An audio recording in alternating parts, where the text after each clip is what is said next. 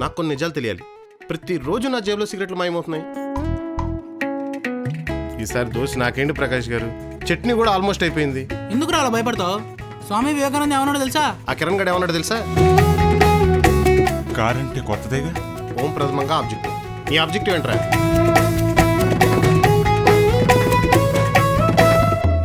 లేకపోతే good morning అని coffee తాగుతూ పెట్టిన ఫోటో కింద మీ వాయిస్ బాగుంటుందని కమెంట్ ఏంటి? నువ్వెంతన్నా చెప్పు, ఇలాంటి వాళ్ళకి ఎవ్వరూ పిల్లనివ్వరు. ఒకవేళ పొరపాటున సంబంధాలు ఏమన్నా వచ్చినా పెళ్లి చూపుల్లోనే విడాకులైపోతాయి. నా టీమేట్స్ ముందు నా జీతం అడితే ఎలా ప్రకాష్? ప్రకాష్కి ఉద్యోగం ఉంది కాబట్టి పని లేదు.